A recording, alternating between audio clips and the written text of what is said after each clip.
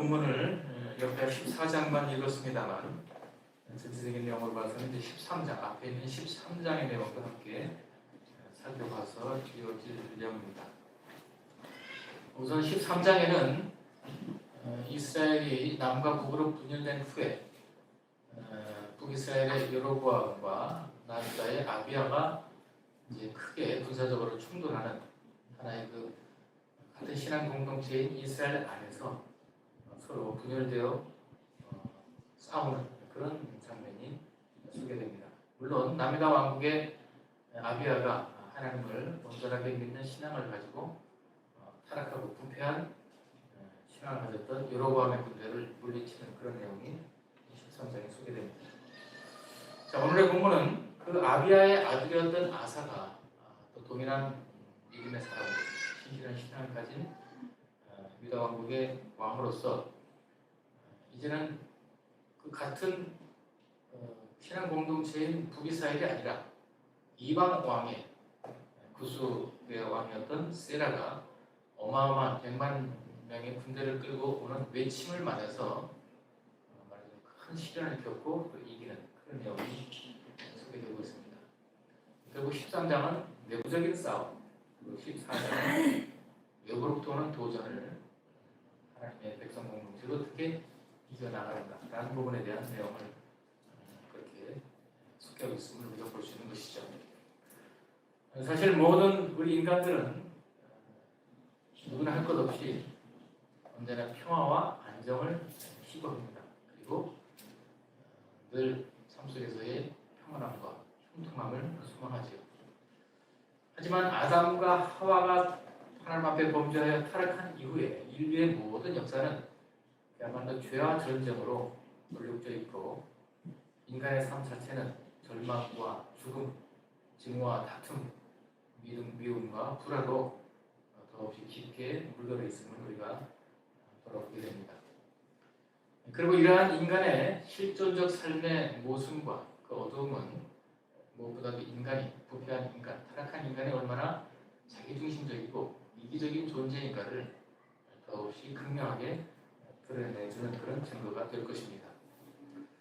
그래서 인간은 참으로 이기적이죠.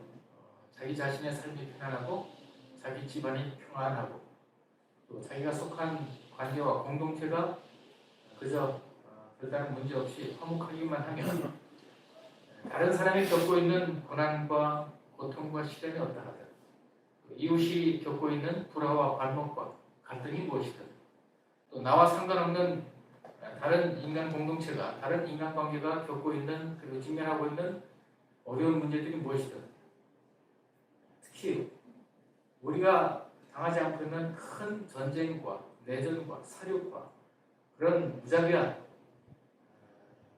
그런 정치적 포갑의 그런 상황들이 온 세계에 펼쳐지고 있지만 그런 처절한 현실이 나와는 아무 상관이 없는 것처럼 그래서 무감각하고 무관심하고 간 건너 불구경하는 것처럼 그렇게 방황하기가 쉽습니다. 그러나 사실 시간의 문제일 뿐 언제든지 그런 우리 외에 다른 이 땅에 있는 많은 사람들이 겪고 있는 고통과 어려움과 그런 재앙들은 언제든지 우리 개인의 삶에 급작스럽게 엄습해 올 수 있고 우리와 우리 공동체의 삶을 완전히 함께할 수 있다는 것을 우리는 기억해야 될 것입니다. 그만큼 우리 자신이 누리고 있고 우리 공동체가 향유하고 있는 그 어떤 편안함과 안일함과 안전함일지라도 그것은 언제 어떤 재앙과 재난에 의해서 쉽게 깨뜨려 버릴지 모르는 그런 늘 위험한 가운데 있다는 것을 우리는 기억을 해야 될 것입니다. 그런 점에서 본다면 우리가 그 시간이 얼마나 지속되었든지 간에 참 건강한 몸을 가지고 편안한 시간들을 보낼 수 있다는 것 자체가 하나님 앞에 감사해야 될 충분한 제목이 될 것입니다. 자, 그런 관점에서 본다면 오늘 이 시대를 살아가는 저와 여러분은 우리 민족의 역사 속에서 특별히 아주 특별한 혜택과 특권을 누리고 있는 그런 사람들이라 할 것입니다.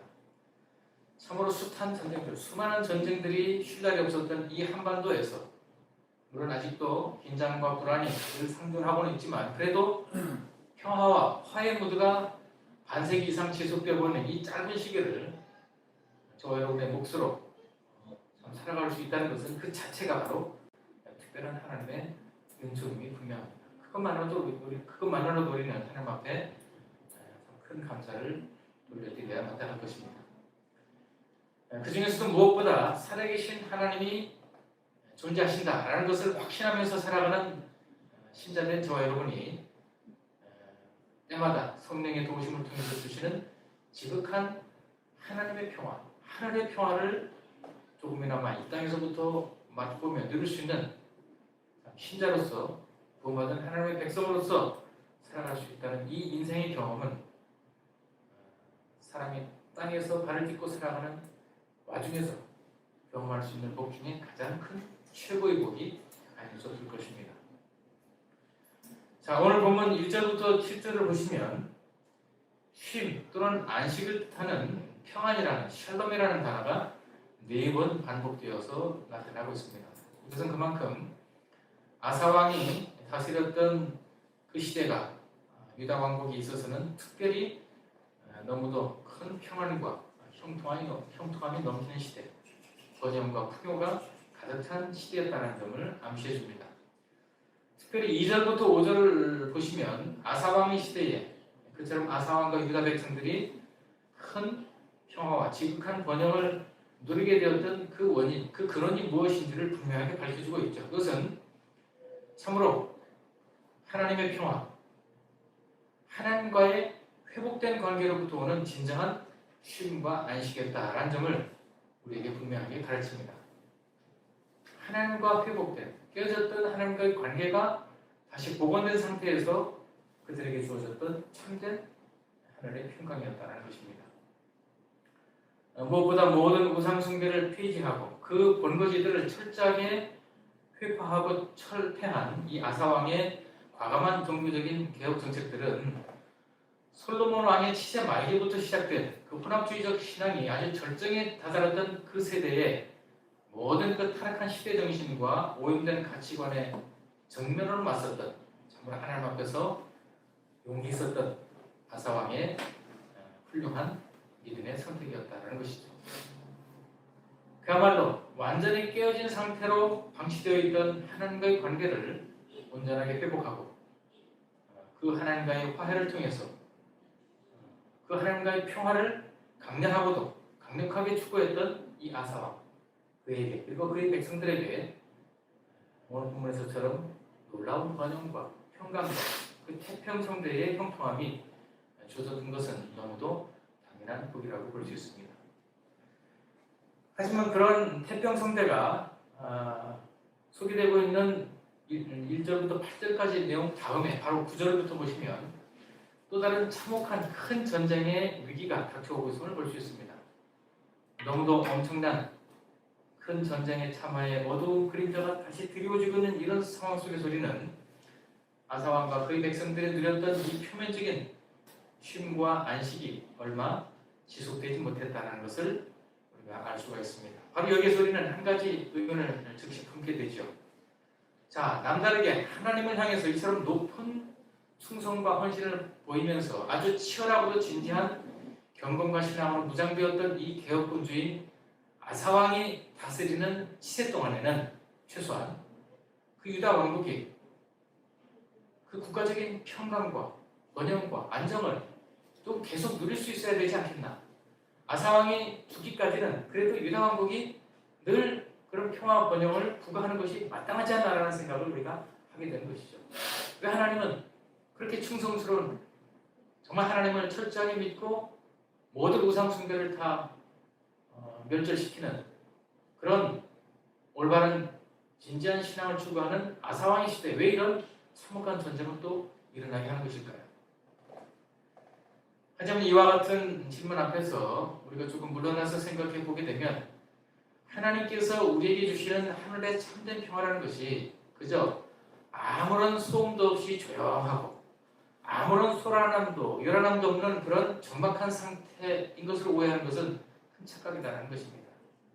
그야말로 하나님께서 우리에게 주시는 하늘의 평화라는 것이 고산 절곡에서나 찾아볼 수 있는 그런 고요한 정적이 흐르는 상태라고 생각하는 것은 하나님과의 화해, 하나님의 평화가 어떤 것인지를 전혀 모르는 참으로 영적으로 무지한 그런 소치다라고 할 수 있다는 것이죠. 사실 그런 아무런 소음이 없는 정적, 그런 고요함이라는 것은 오히려 죽음의 권세, 사망의 권세가 지배할 때 드러나는 매우 강한 특징입니다.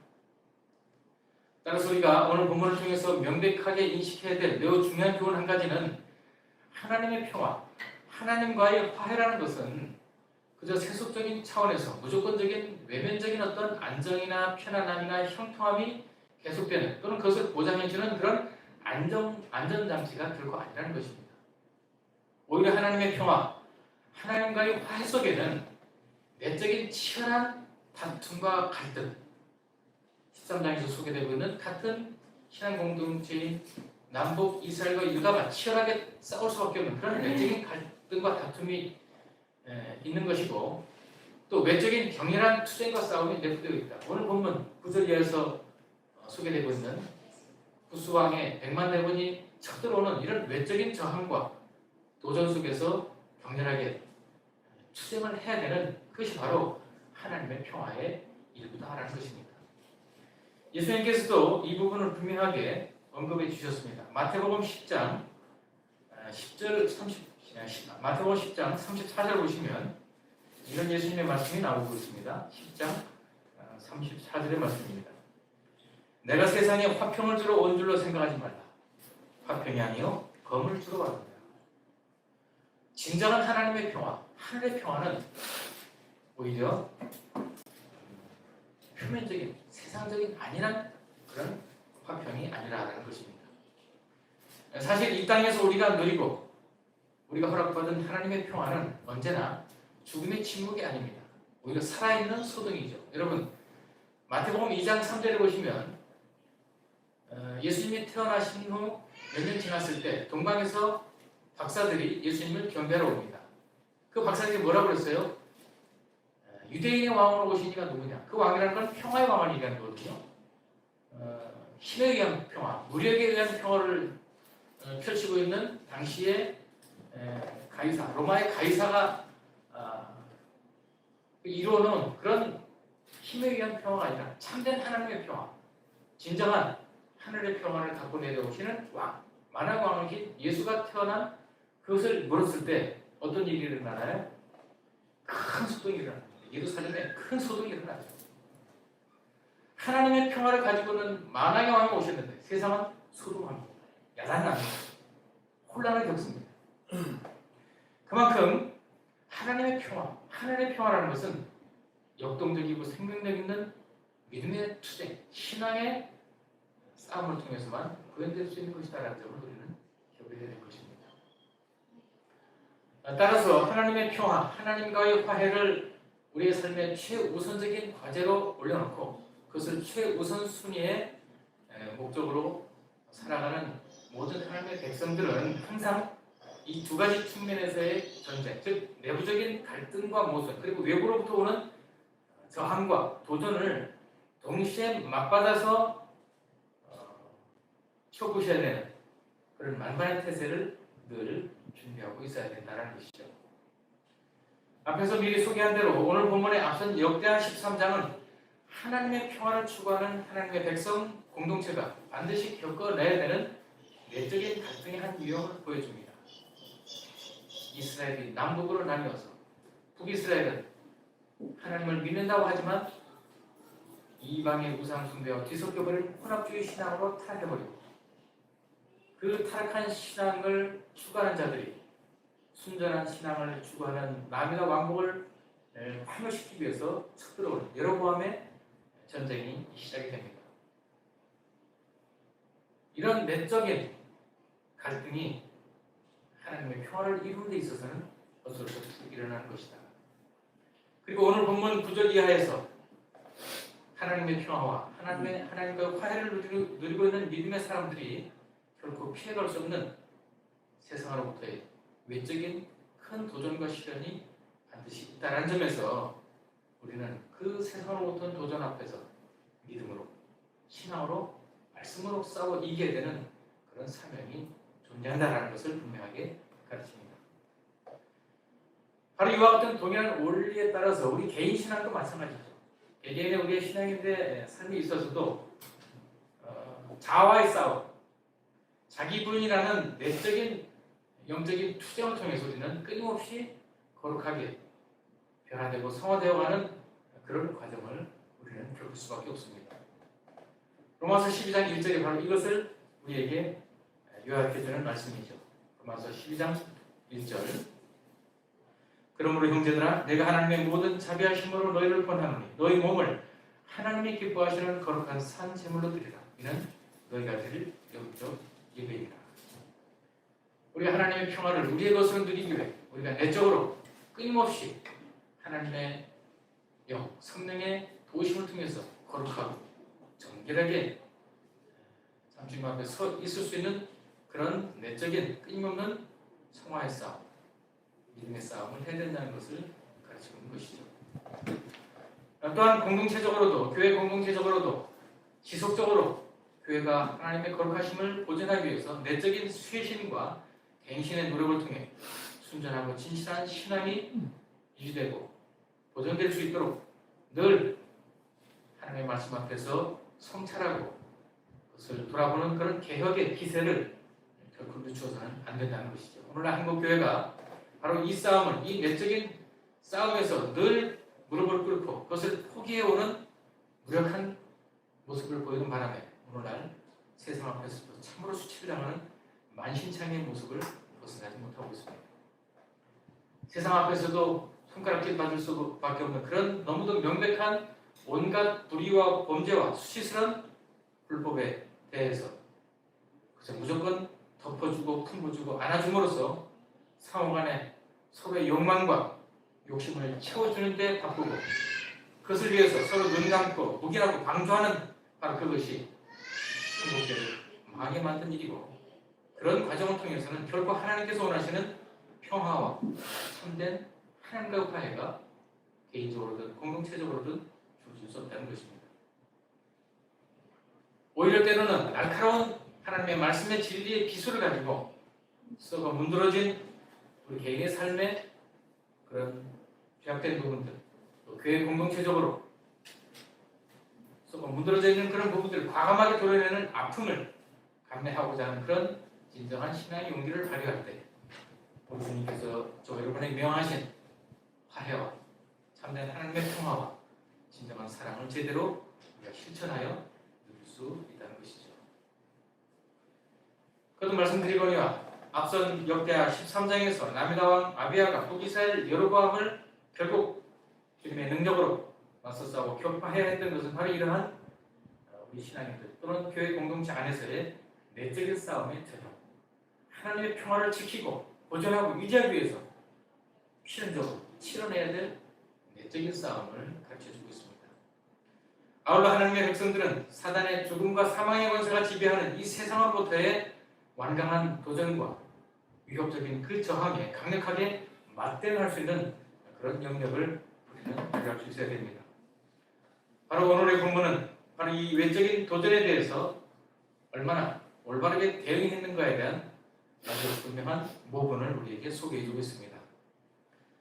이 타락하고 부패한 세상과 세대를 살아가면서 완전히 왜곡되어 있는 시대 정신과 철저하게 썩어버린 이 세속적인 모든 가치관을 다 거부한다는 것은 신앙인으로서 정말 쉽지 않은 문제, 결국 간단치 않은 문제라는 것을 우리는 인정해야 될 것입니다. 참으로 만만치 않습니다. 엄청난 대가와 희생을 치를 결단이 있어야만 가능한 일이다라는 것이죠.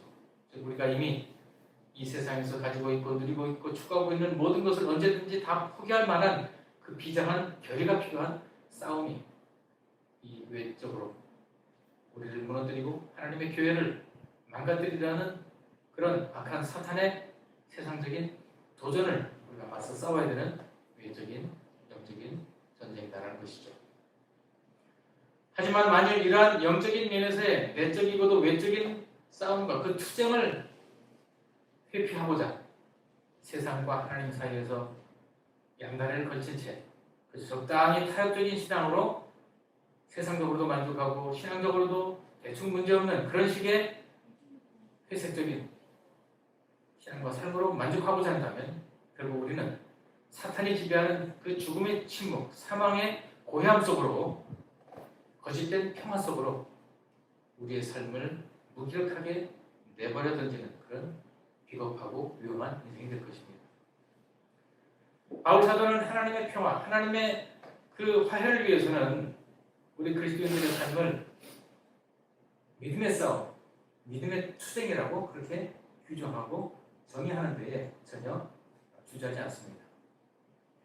그래서 이 세상에서 참된 하나님의 평화를 추구하고 누리고 또한 그 평화를 증거하며 선포하는 신자임이 분명하다면 그는 반드시 앞에서 말씀드린 그런 내적인 싸움과 갈등, 외적인 전투와 투쟁을 치열하게 전개하고 있는 그 생동하는 영적인 전쟁터로부터 결코 물러나지 않는 용감한 영적 전사로서의 삶을 유지하고 그것을 지켜내야 된다는 사실을 역사합니다.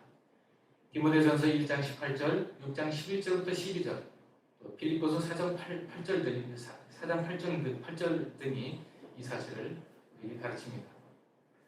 특히 바울 사도 자신은 예수님을 다메섹 도상에서 만난 이후에 펼쳐진 자신의 모든 인생의 과정 자체가 이러한 시중일관 믿음의 싸움이었고 연속적인 신앙의 투쟁이었다는 점을 매우 분명하게 강조를 합니다. 우리가 잘 아는 디모데후서 4장 7절의 말씀이 바로 이것을 가르쳐주고 있죠. 디모데후서 4장 7절의 말씀을 읽어드리면 이렇게 되어 있습니다. 사랑하는 말씀입니다. 나는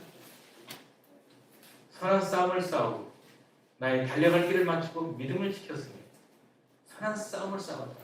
이거 낭만적인 얘기 아닙니다. 아주 자신의 인생을 돌아보면서 얼마나 자신이 힘들고 고통스러운 고난과 여건 속에서 내적으로 외적으로 얼마나 강렬하고 고난이 가득한 싸움을 투쟁을 했는지를 담아내는 그런 편이라는 것을 기억해야 될 것입니다. 이런 바울 사도의 권고 그리고 성경의 가르침에도 불구하고 만약 우리가 그저 우리의 이기적이고 자기중심적인 세상적 유익을 구하는 우리의 자아의 그 부당한 요구에 대해서 굴복을 하고 온갖 핑계와 이유를 대면서 그러한 육신적인 욕구, 세상적인 야망을 합리화하고 정당하면서 그리고 외적으로는 그저 세상 사람들로부터 좋은 인상을 받고 세상에 좋은 평판을 받는 데만 마음이 뺏긴 나머지 좀 더 명백한 하나님이 싫어하시는 불의하고 불법한 삶을 우리가 묵인하고 방관하고 받아들이고 수용한다면 참된 하나님의 평화는 우리에게서 점점 멀어질 것입니다. 외적으로 남보다 더 편안하고 남보다 더 풍요롭고 남보다 더 안일한 삶을 살고 있을지라도 영적으로는 큰 전쟁이 우리의 영혼 안에서 우리 공동체 안에서 일어나고 있는 그런 고통을 결국 피해가지 못하게 될 것입니다. 결국 우리가 누리는 하나님의 평화, 하늘에서부터 오는 진정한 안식과 쉼이라는 것은 우리의 삐뚤어진 자아와의 끊임없는 내적인 다툼과 거룩한 갈등 속에서 그리고 사망 권세가 지배하는 이 세상에 주는 그 달콤한 죄악의 유혹에 대해 단연히 분연히 맞서서 치열하게 싸우는 그런 세상적으로는 참으로 쓰기 쓴 그 믿음의 투쟁 과정을 통해서 그 하나님의 평화는 회복될 수 있고 유지될 수 있고 보존될 수 있고 저 여러분의 것이 될 수 있다라는 것이죠. 바로 이와 같은 내적인 싸움과 외적인 신앙의 투쟁 이런 영적 전쟁을 통해서 하나님의 지극한 평화를 하늘의 평화를 찾고 누리고 보존하는 것이 참된 신앙인 진정한 신자들의 믿음의 현주소다라는 것을 기억하시고 바로 그것이 우리가 이 땅에서 그리스도인으로 존재하는 실존적 정체성의 핵심이라는 것입니다. 역대기 13장과 14장은 바로 이러한 교훈을 분명하게 전달하고 있습니다. 우리의 내적인 싸움이 얼마나 필요하고 중요한지를 역대기 13장이 가르쳐주고 있고 또 세상과의 도전, 우리의 믿음을 무너뜨리고 하나님의 교회를 멸살하려는 그런 세상의 아주 압도적인 위협과 공격 앞에서 어떻게 우리가 하나님의 능력과 성령의 도우심으로 잘 견디고 싸우고 격퇴해서 진정한 하나님의 평안을 이룰 수 있는지를 오늘 본문은 잘 가르쳐주고 있습니다. 성도 여러분, 저와 여러분의 삶 속에 예외 없이 두 가지 싸움이 존재합니다. 하나님의 평안, 하나님께서 주시는 지극한 평강을 여러분의 삶 속에서, 여러분의 영혼 속에서 진정으로 얻고 누리고 그것을 보존하기를 원하신다면 결코 우리 안에서 일어나는 죄와의 싸움, 우리가 더욱더 주님 앞에 주님의 형상으로 닮아져가는 거룩한 주님의 모습으로 새롭게 변화되어가는 그 내적인 싸움을 우리는 소리하지 않아야 될 것입니다. 피해가서는 안 될 것입니다. 그리고 이러저러한 달콤한 유혹을 끊임없이 제시하며 우리를 하여금 마음의 벽을 내려놓게 하는 그 세상의 간교한 유혹의 손길, 그리고 우리를 위협하는 세상의 엄혹한 그런 도전과 핍박의 공격 앞에서 우리는 결코 물러서거나 위축되거나 비겁하거나 도망하는 일이 없어야 될 것입니다. 온 세상 만물보다 더 크고 모든 것에 주인 되시는 만왕의 왕이신 하나님께서 우리의 편을 들고 계시니 그 어떤 세상의 도전도 그분을 의지하면 그분의 이름으로 능히 맞대응할 수 있고 맞설 수 있고 이길 수 있는 그런 권능은 우리를 도우실 것이라는 확신 속에서 세상과 사탄의 그 무소불위의 그 공격일지라도 늘 주님의 이름으로 담대하게 맞서며 이기는 그 승리를 통해 하나님의 평화를 여러분이 누리고 또 우리의 믿음의 후배들에게, 후손들에게도 나아가시는 그런 온전한 하나님의 나라의 용사로서, 영적 전사로서의 삶을 남은 인생 속에 힘있게, 담대하게, 능력 있게 채워가시는 복된 삶으로 저와 여러분의 인생이 인도 안에서 하나님의 평화를 누리면서 그 기쁘게 주님 앞에서 살아내시는 인생 되시를 말씀으로 축원합니다. 기도하겠습니다.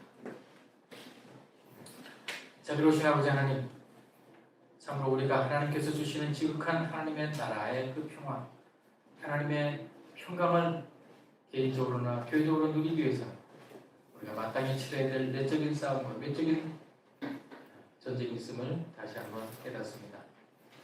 이 두 가지 싸움에서 조금도 우리가 소리하지 않게 하시고 물러나지 않게 하시고 주의 이름으로, 주의 능력으로 맞서서 이 모든 싸움을 참으로 승리하여 하나님께서 주시는 지극한 평안을 이 땅에서부터 풍성하게 누리게 하시고 그렇게 잘 싸우는 믿음의 투쟁을 통해 주님 앞에 섰을 때 참으로 잘했다 칭찬받는 하나님의 귀한 주님의 일꾼들로서 주님 나라의 그 용사들로서 이 땅에서의 삶이 온전하게 채워지는 복을 이루도록 인도하여 주옵소서.